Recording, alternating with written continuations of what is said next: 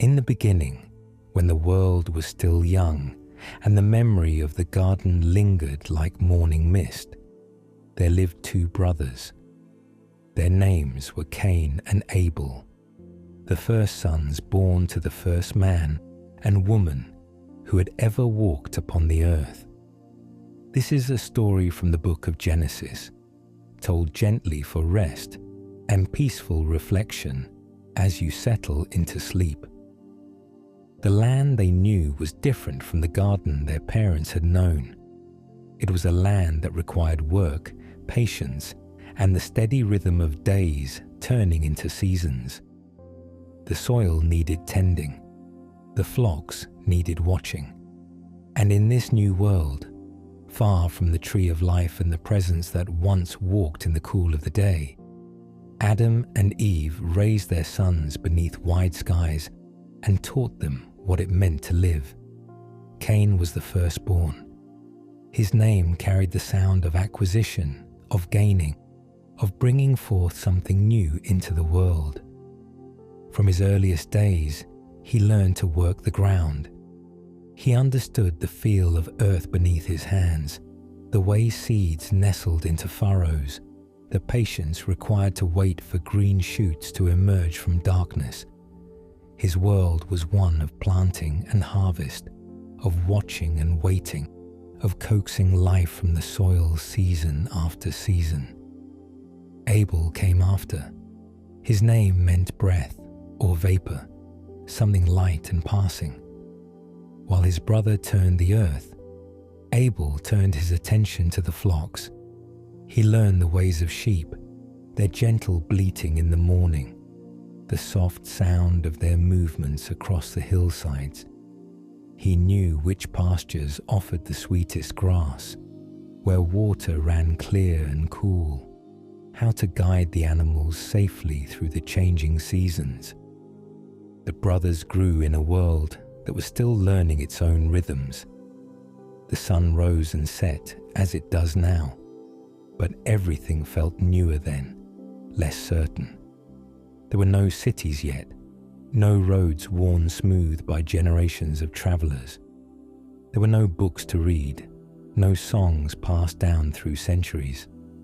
There was only the land, the sky, the work of each day, and the knowledge that somewhere beyond their understanding, God watched over all things. In those early days, people brought offerings to the Lord. It was a way of remembering that all things came from Him, that the harvest and the flock, the rain and the sunshine were gifts beyond human making. It was a way of saying thank you, of acknowledging something greater than themselves in the quiet turning of the world. The practice was simple. You brought what you had. You brought it with reverence, with gratitude, with an awareness that your life depended on forces beyond your control. And in the bringing, there was a kind of prayer, a wordless conversation between the human and the divine. Cain brought an offering from his harvest. He gathered some of the fruit of the ground, the produce of his labor. Perhaps it was grain, golden and heavy with the weight of summer. Perhaps it was fruit, gathered from trees he had tended with his own hands. He brought what his work had yielded. Abel also brought an offering. He selected from his flock, choosing some of the firstborn, the finest of what he had. The lambs were young and unblemished, their wool soft, their movements gentle. He brought them with care, understanding their value. And then something happened that neither brother could have predicted. The Lord looked with favor on Abel and his offering. There was an acceptance there, a recognition, a sense that what had been given was received with pleasure. The text does not tell us exactly how this favor was shown. Perhaps there was a sign, something visible, a flame that consumed the offering or a presence that made itself known. Or perhaps it was something quieter, an inner knowing, a sense of peace, But the Lord did not look with favor on Cain and his offering. There was no acceptance there. What Cain had brought was not received in the way he had hoped, and the text does not explain why. It does not give us the reason, the theological principle, the clear distinction that would help us understand. It simply tells us that one offering was accepted and the other was not. This silence leaves room for mystery, for the unknowable ways of God, for the reality that not everything can be explained or understood by human minds. Sometimes favor falls in ways we cannot predict. Sometimes the reasons remain hidden. Cain's response was immediate. He became very angry. The text says his face fell, his countenance changed. The disappointment showed in his features, in the set of his shoulders. Something dark settled over him, a shadow that had not been there before. The rejection of his offering felt like a rejection of himself. It is not hard to imagine how he felt. He had worked the ground with his own hands. He had planted and watered and waited through the long seasons. And now, when both brothers brought their offerings, only Abel's was accepted. The confusion, the sense that something had gone wrong, that he had been overlooked, found wanting in ways he could not understand. And in that moment of anger and hurt, the Lord spoke to Cain. It was a gentle word, a question meant to open a door. "Why are you angry?" the Lord asked. "Why has your face fallen?" There was no accusation in the question, just an invitation to examine what was happening inside, to look at the feelings rising up, to see them clearly before they swept everything away. Then the Lord continued, speaking words that were both warning and encouragement. "If you do what is right, will you not be accepted? But if you do not do what is right, sin is crouching at your door. It desires to have you, but you must rule over it." The image is striking. Sin is something alive, waiting, crouching like an animal ready to pounce. Not something abstract, but a present danger. And yet, even in the warning, there is hope. You must rule over it. The power to choose was still there. The door was still open. Cain had a choice to make. He could turn toward what was right, could master the anger rising within him, or he could let the anger grow, could feed it with his thoughts and his hurt. For a time, we do not know what Cain decided. The story pauses. The silence stretches. Time passed. Days perhaps, or hours. The text does not say. And then Cain spoke to his brother Abel. The words are not recorded, but they led to an invitation. "Let us go out to the field," Cain said. It seemed innocent enough. Two brothers walking together across familiar land. Perhaps Abel thought nothing of it. Perhaps he was glad for his brother's company. They went out to the field together, the same fields where Cain had planted and harvested, where Abel had led his flocks to graze, the land that had sustained them both. And there in the field, Cain rose up against his brother Abel. The text states it simply, without elaboration. Cain rose up against his brother Abel and killed him. The first death in human history. The first time one person took the life of another. Brother against brother. Blood soaking into the very ground that Cain had worked with his hands. The world changed in that moment. An innocence was lost that could never be recovered. What could not be undone had been done. And then the Lord spoke to Cain once more. "Where is your brother Abel?" Another question, another invitation to truth. The Lord knew already, of course. The question was for Cain's soul, an opportunity to confess, to acknowledge what had happened, to step into the light even in the darkest moment. But Cain chose differently. "I don't know," he said. And then, with defiance, "Am I my brother's keeper?" The lie was transparent. In his response, Cain tried to distance himself from responsibility, to act as though the care of his brother was not his concern. The Lord's response was immediate and clear. "What have you done?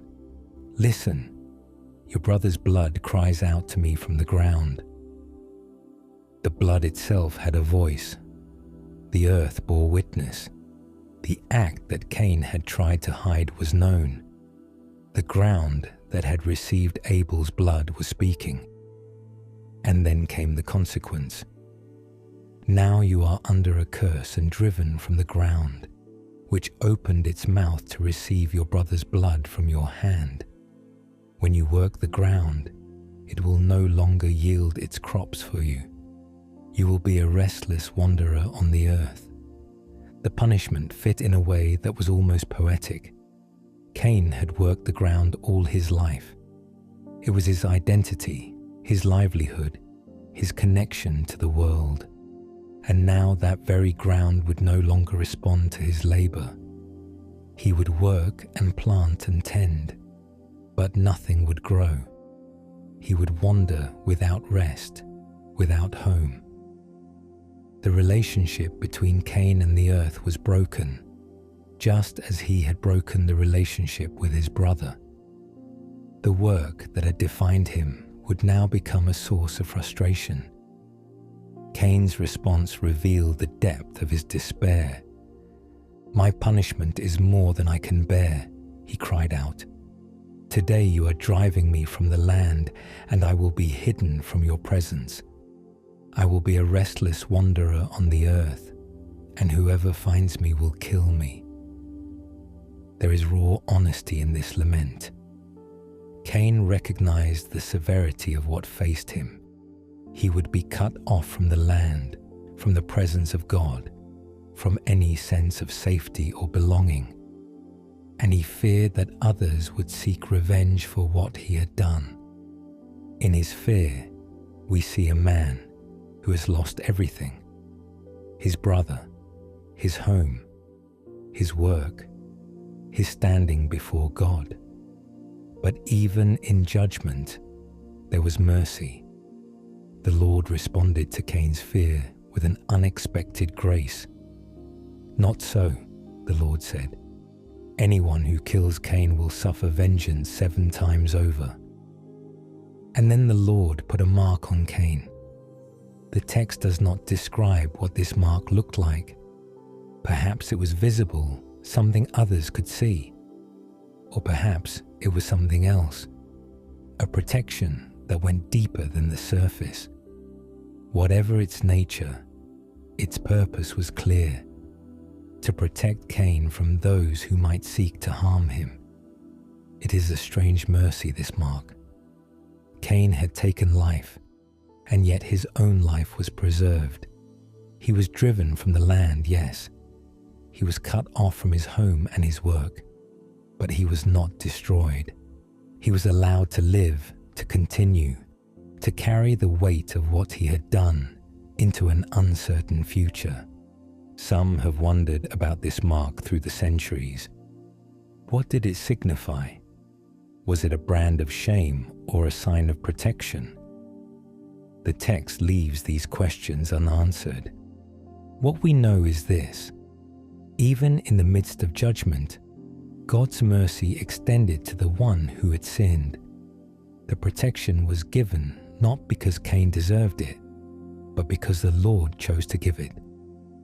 Grace appearing in the last place we might expect to find it. And so Cain went out from the Lord's presence.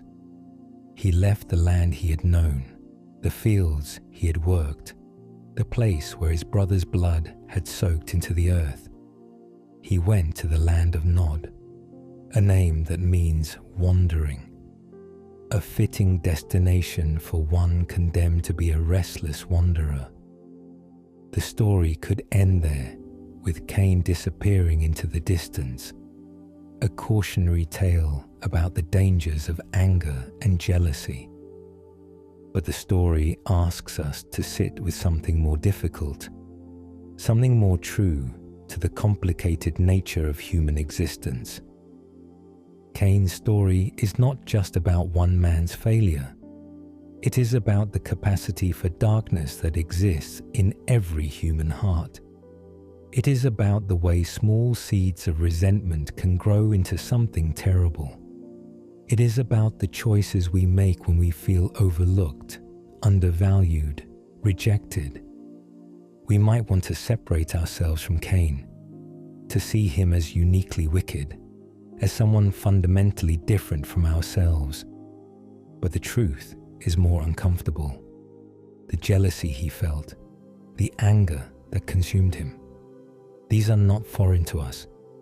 They are part of the human condition, part of what it means to live in a world where things do not always go as we hope, where others sometimes receive what we wanted. The story invites us to see ourselves in Cain, at least in potential, to recognize the moment when anger rises and we must choose what to do with it, to hear the Lord's question echoing through time. Why are you angry? Sin is crouching at your door. You must rule over it. That moment of choice is the hinge upon which everything turns. Cain stood at that hinge and chose poorly, but the story exists so that we might choose differently, so that we might recognize the warning signs, the rising anger, the hurt that threatens to become something more dangerous. There is something else here too, woven quietly into the narrative. Abel's silence. After his death, Abel does not speak in this story. He is the victim, the one who suffered violence without cause, the one whose blood cried out from the ground. His perspective is not given. He simply disappears from the narrative, present only in his absence. This silence is his own kind of testimony. It speaks to the reality of innocent suffering, to the fact that violence takes more than it can ever return. Abel's life was cut short, his future stolen, his voice silenced forever. The story does not explain why Abel's offering was accepted. It does not tell us that he was perfect or that he never struggled. It simply tells us that his offering found favor, and that this favor became the occasion for his brother's jealousy. In Abel's story, we see that doing right, bringing our best, living faithfully, these things do not guarantee safety. Sometimes our light provokes darkness in others. The writer of Hebrews, much later, would say that Abel's blood speaks, though he is dead. His faithfulness, his offering, these continue to testify long after his voice was silenced. There's a kind of immortality in that. But in the moment, in the immediate aftermath of his death, there was only silence, only absence, only the empty place where a brother should have been. Both brothers brought offerings. Both came with what they had, the fruit of their labor. And yet, one was accepted and one was not. Some traditions have suggested that the difference lay in the quality of what was brought. Abel brought the firstborn of his flock, the best. Cain brought some of the fruit of the ground, without the specification of firstborn or finest. Perhaps Abel's offering represented a greater sacrifice. Others have suggested that the difference lay not in the offering itself, but in the heart of the one offering. That God looked not just at what was brought, but at the spirit in which it was brought. that Abel's offering was accompanied by faith, by trust, while Cain's was merely dutiful, lacking in true devotion. The text itself remains quiet on these questions. It tells us the outcome without fully explaining the reasoning. And perhaps this is as it should be. Perhaps the mystery invites us to examine our own hearts when we bring our offerings, our work, our lives before God. Are we bringing our best, or just what is convenient? Are we giving from a place of gratitude and trust, or from obligation? Are we holding something back? These are not easy questions.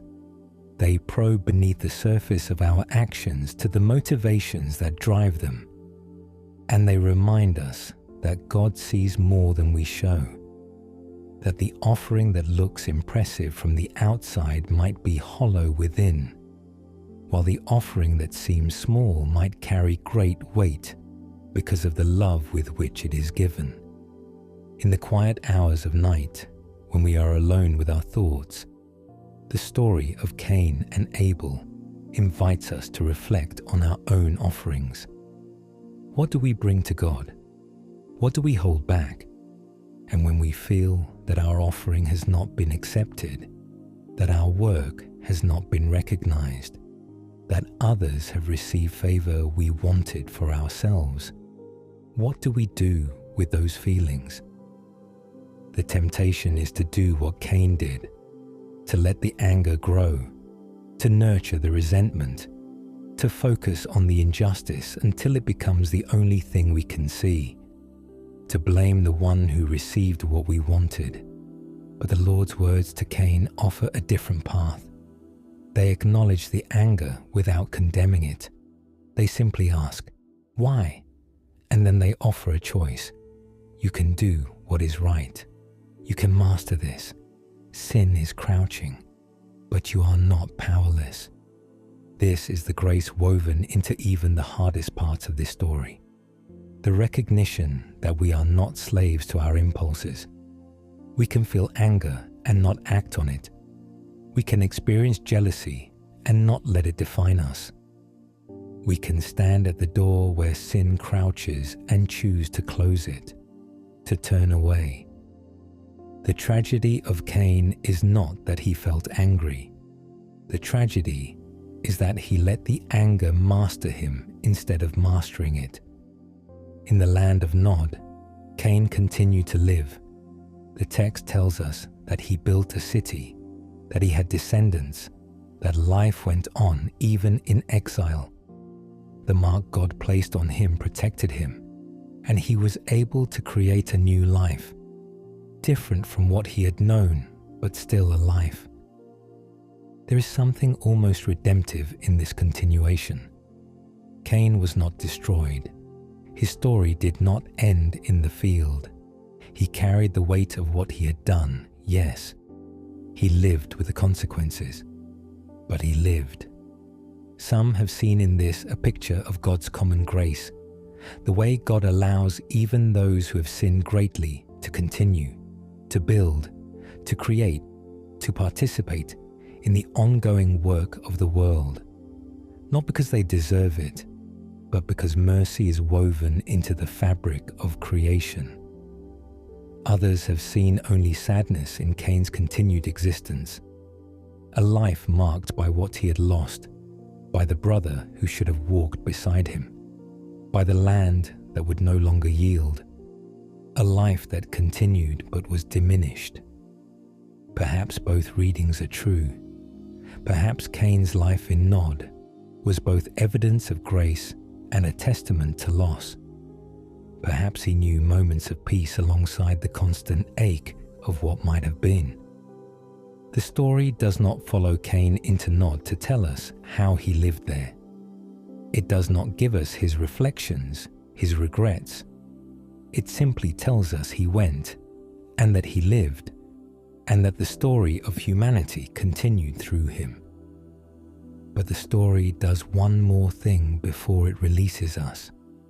It reminds us of Abel's blood crying out from the ground, This image is haunting. Blood that speaks, earth that remembers, the witness of violence that cannot be silenced even when the victim is gone. In the ancient world, blood was understood to carry life itself. When blood was spilled, life was poured out. And in this story, that spilled life has a voice.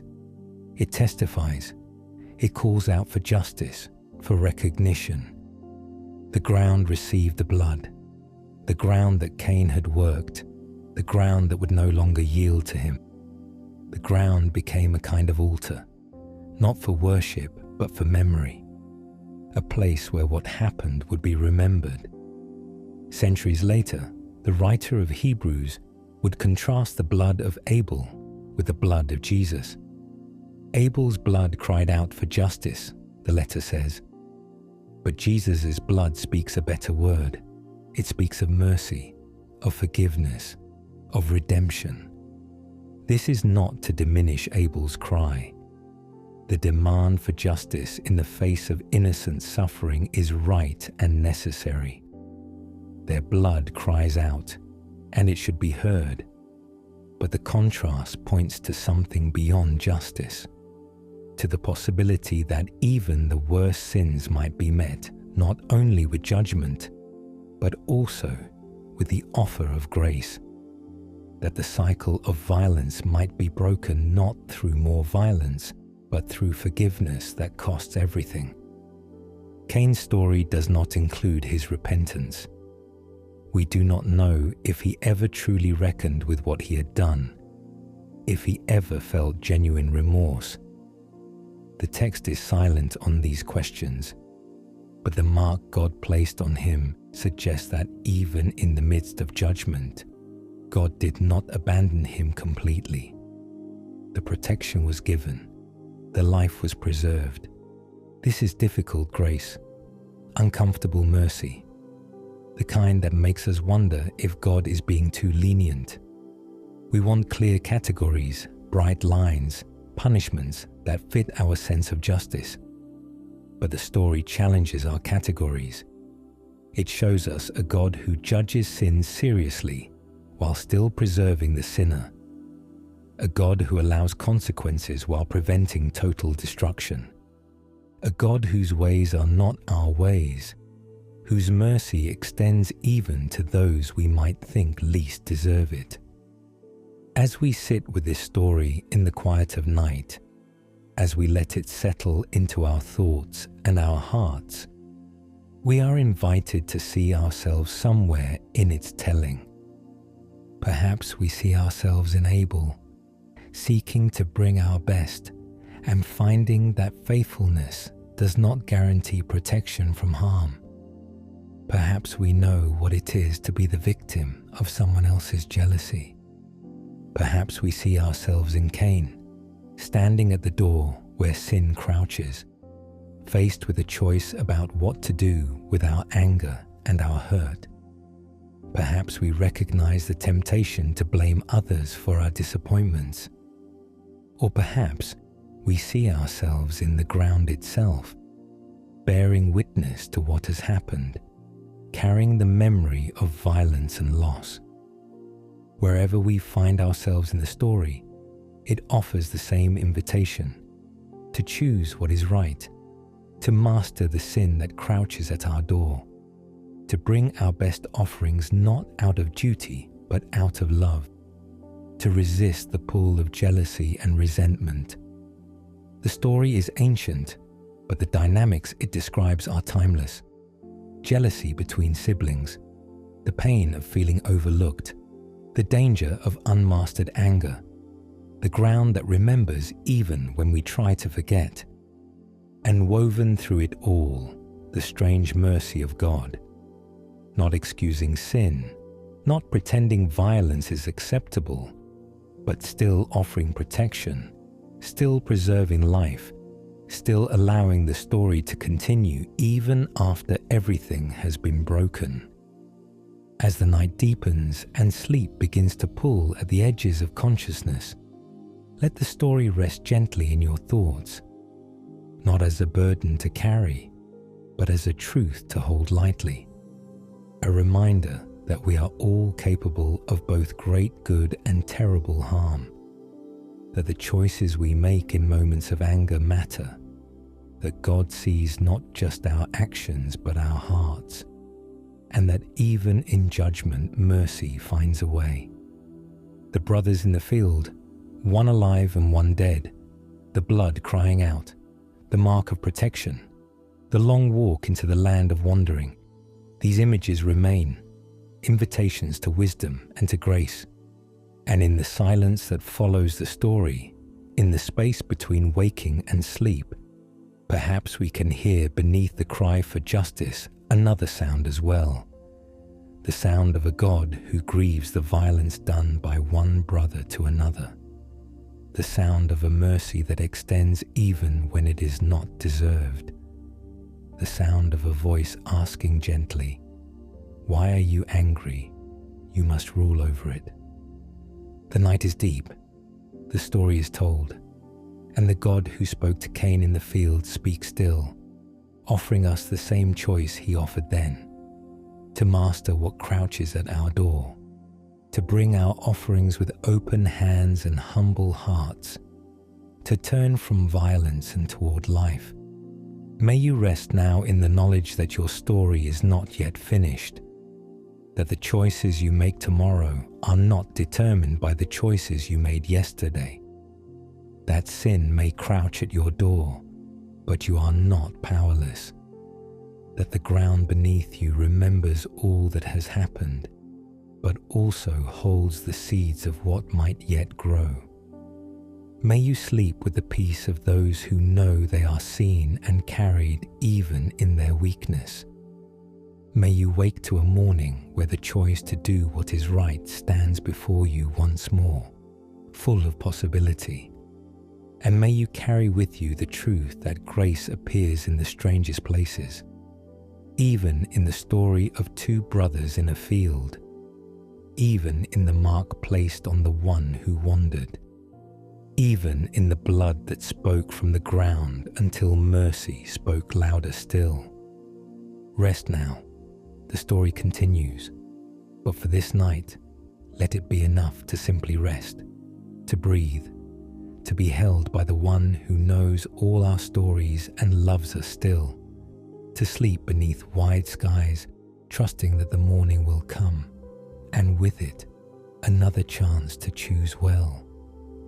The ancient story ends, but its echoes remain, soft now, gentle, calling us towards something better than we have been, something truer than we have managed, something more like the original intention before anger rose up in a field and changed everything. But even that change was not the final word. Even that breaking was met with a mercy no one expected. Even that wandering was marked with protection. And in that strange, uncomfortable grace, we find our hope. Sleep now, rest. The God who marked Cain watches over you as well. And in the watching, there is peace.